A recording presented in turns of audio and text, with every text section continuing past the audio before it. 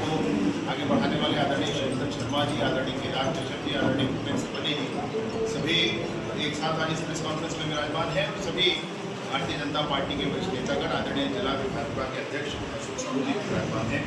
विशेष रूप से जो कवर्धा के विषय में मैं आप सबसे कहना चाहता हूँ और वो ये है कि लॉ एंड ऑर्डर की स्थिति जो कवर्धा में है वो बिल्कुल चिंताजनक है, समझने वाली है। हम में से कोई अभी तक नहीं भूला होगा कि सर्किट हाउस कवर्धा के सामने में ट्रैफिक पुलिस के जवान को सरेआम झापड़ मारा गया और एफआईआर नहीं हो पाया।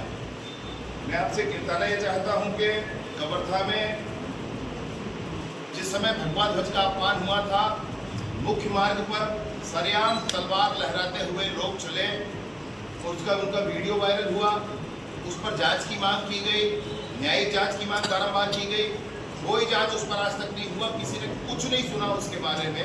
यह भी कवर्धा की स्थिति। मंत्री मोहम्मद अकबर और उनके करीबी कांग्रेस नेता के पुत्र ने कवर्धा के बस स्टैंड पर हवाई फायरिंग की और वो फायरिंग और करते जाने की स्थिति में सुधर गया, परंतु उस हवाई फायरिंग होने पर ये कैसे हुआ इसकी बार बार चिंता की गई, पुलिस के सामने रखा गया विषय, परंतु पुलिस ने कभी जांच नहीं की। इतना भयंकर संरक्षण सब लोगों को इसमें दिया जा रहा है। जमुनिया भगवा ध्वज के अपमान के विषय में भी बारंबार न्यायिक जांच की मांग की गई, वो भी नहीं किया गया है। कवर्धा का ऐतिहासिक धरोहर भोजली तालाब जानबूझकर चारों तरफ से उसको घेरा गया, एक तरफ ईदगाह बना दिया गया और दूसरी तरफ अनावश्यक रूप से अन्य कुछ लोगों को दे दिया गया। वो पूरा कमर्शियल पॉइंट बन गया, वो भोजली तालाब अब नहीं रह गया है, ये स्थिति बन गई। वो कमर्शियल कॉम्प्लेक्स बना सकते हैं वहाँ पर, क्या ऐसा हो सकता है? नहीं हो सकता, लेकिन फिर भी ये सब कुछ किया गया है। कवर्धा के भगोनी गांव में आपको ध्यान होगा, हनुमान जयंती के दिन में मंदिर के लाउड स्पीकर को तोड़ करके निकाल दिया गया, विवाद हुआ, वो लोग भी गए थाना लोहारा में, मंदिर वालों पर एफआईआर हुआ, परंतु लाउड स्पीकर तोड़ने वालों पर एफआईआर आज तक नहीं हुआ।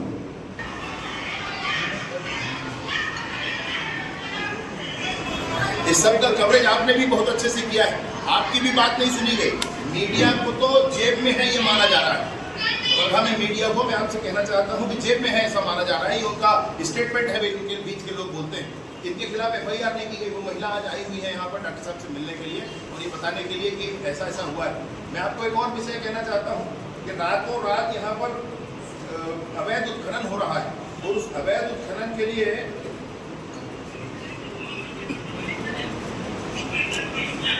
ये घुघरी का है, सकरी नदी को खोदा जा रहा है। रात में जब गांव वालों ने मना किया, पकड़ करके उस ट्रक को रोका, जेसीबी को रोका और रोक करके जब यहाँ लेकर आए तो फिर से उनको छोड़ दिया गया।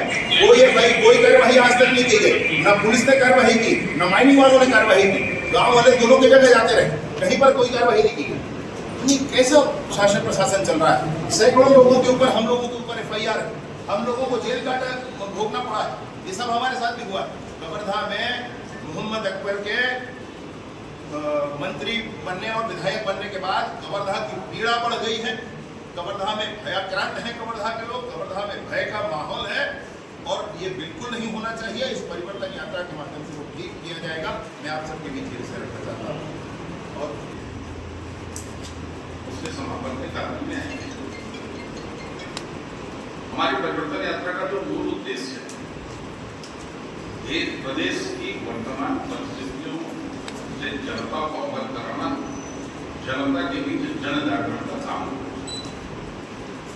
अभी कवर्धा में बिजली कानून व्यवस्था के बारे में माननीय विजय शर्मा जी ने आपके सामने बात की। आप सब लोग भी कवर्धा के निवासी हैं, तो कवर्धा की स्थिति से आप सब भी वाकिफ हैं। वास्तव में पूरा प्रदेश डॉक्टर साहब के पीरियड में शांति का टापू था, वो अपराध के बढ़ते रूप में परिवर्तित और इन घटनाओं के बढ़ने के पीछे सबसे बड़ा कारण है छत्तीसगढ़ में पिछले 4.5 साल में बढ़ता हुआ नशे का व्यापार।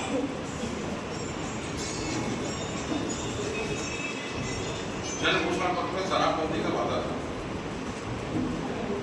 शराबबंदी तो बिल्कुल शुरू और शराब के साथ साथ प्रकार का नशा छत्तीसगढ़ में था।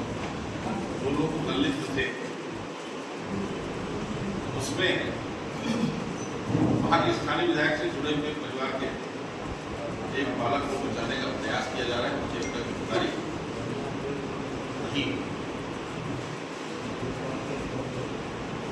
स्थिति है कि सुकमा के एसपी को अपने थानेदारों को पत्र लिखना होगा।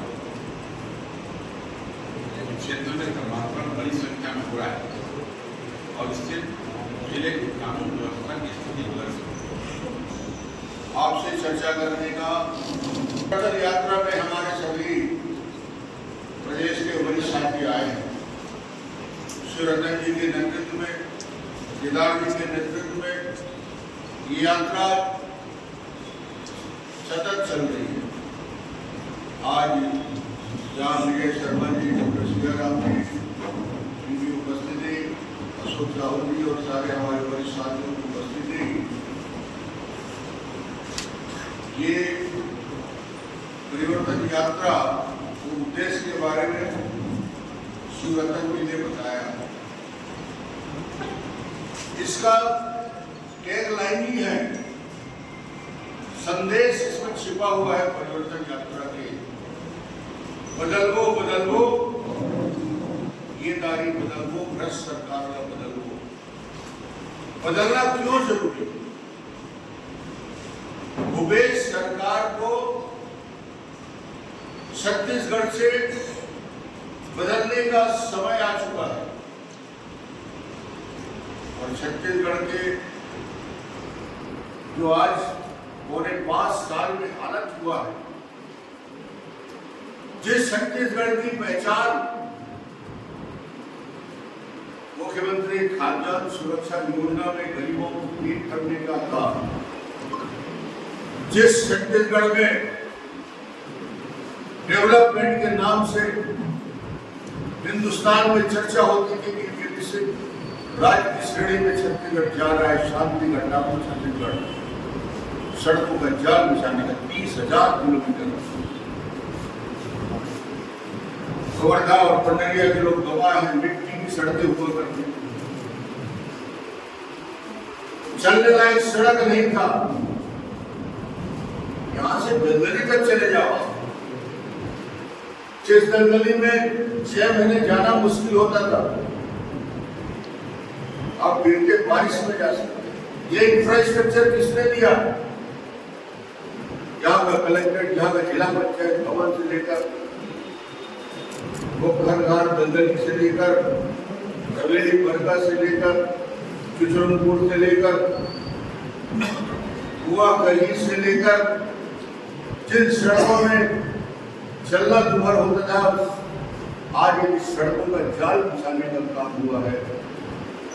भारतीय जनता पार्टी के शासनकाल में 15 साल